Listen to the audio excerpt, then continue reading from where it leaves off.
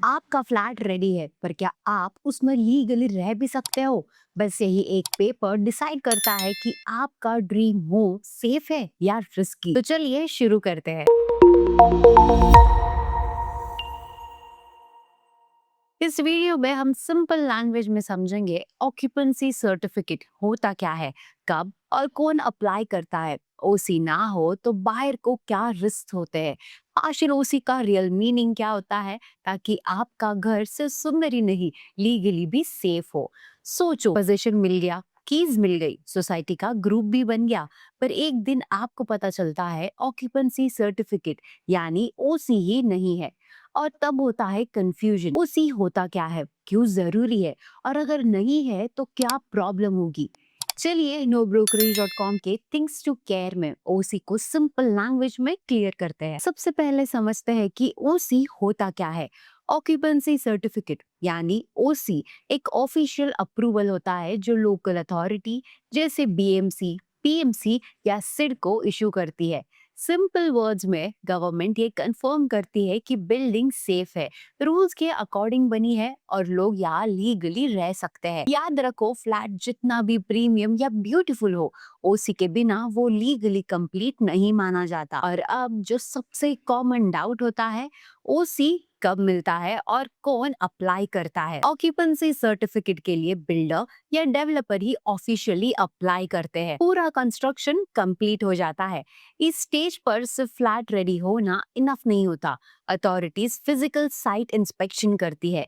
Municipal team ये verify करती है कि बिल्डिंग सैंक्शन प्लान के हिसाब से बनी है या नहीं। फायर एनओसी, वाटर और सीवेज लाइन प्रॉपरली कनेक्टेड है या नहीं, लिफ्ट्स और स्ट्रक्चर सेफ है या नहीं, सब कुछ डिटेल में चेक होता है। Parking space, entry exit roads, setbacks और ओपन एरियाज भी अप्रूव्ड लेआउट से मैच करने चाहिए। जब सारे क्लियरेंसेस मैच हो जाते हैं, तब जाकर ओसी इशू होता है और यही से बायर का रियल कंसर्न स्टार्ट होता है। क्योंकि अगर ओसी पेंडिंग है तो रिस्पॉन्सिबिलिटी सिर्फ बिल्डर की नहीं, इम्पैक्ट डायरेक्टली बायर पर पड़ता है। तो अब समझते हैं कि ओसी नहीं हुआ तो बायर को क्या प्रॉब्लम्स आ सकती है।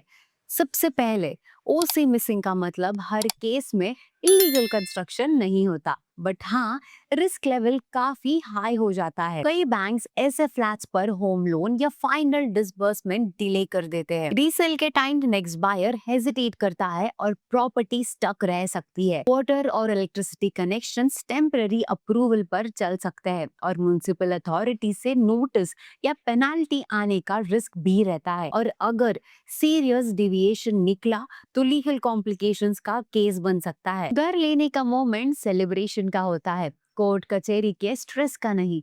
इसीलिए स्मार्ट बायर बनने के लिए नेक्स्ट समझते हैं कि ओसी वेरीफाई कैसे किया जाता है। वर्बल अश्योरेंसेस पे ब्लाइंडली ट्रस्ट मत कीजिए, आपको प्रूफ देखना जरूरी है। सबसे पहले ओसी कॉपी मांगो, नंबर, डेट और बिल्डिंग नेम क्लियरली मैच होना चाहिए। फिर रेरा पोर्टल्स पे जाकर प्रोजेक्ट डिटेल्स वेरीफाई करो, सोसाइटी या एसोसिएशन से भी कंफर्म करो फाइनल ओसी है या पार्शियल ओसी। और अगर आप रीसेल फ्लैट ले रहे हो तो सेलर से ओसी प्लस पोजीशन डॉक्यूमेंट्स दोनों की डिमांड करो। ये छोटे छोटे स्टेप्स आपको आगे बड़े रिस्क से बचाती है। डॉक्यूमेंट्स का काम टायरिंग लगता है, पर वही आपके करोड़ों के डिसीजंस को सेफ बनाते हैं। अब यहाँ एक इम्पोर्टेंट ट्विस्ट आता है, पार्शियल ओसी मतलब बिल्डिंग का सिर्फ कुछ हिस्सा लीगली अप्रूव्ड होता है, पूरा प्रोजेक्ट नहीं। और इसी गैप में बायर्स सबसे ज्यादा कंफ्यूज होते हैं। चलिए अब समझते हैं कि ओसी एक बायर यानी आपके लिए फ्यूचर प्रोटेक्शन क्यों है।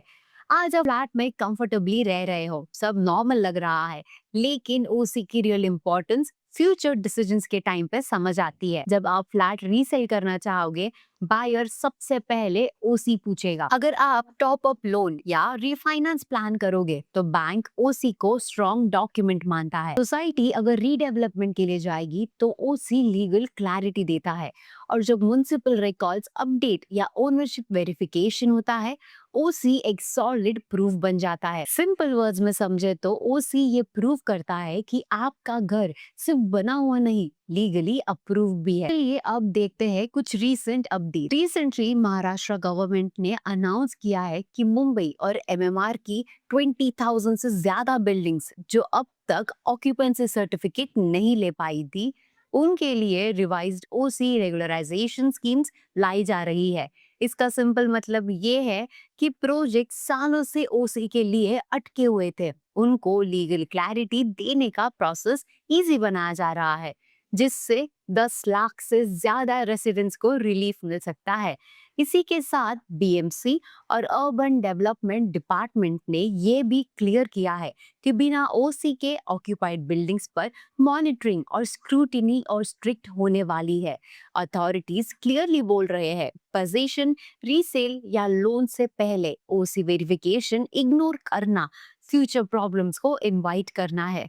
ओसी सिर्फ आज के लिए नहीं होता, ये आपके फ्यूचर बायर और फ्यूचर वैल्यू के लिए होता है।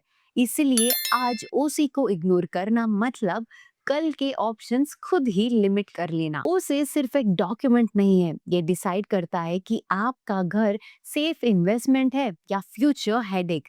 तो आप क्या चूज करोगे? चीज हाथ में होने की एक्साइटमेंट या ओसी वेरीफाइड होने का कॉन्फिडेंस? चैनल को सब्सक्राइब करना मत भूलना और कमेंट में बताइए ओसी पहले या पोजीशन पहले।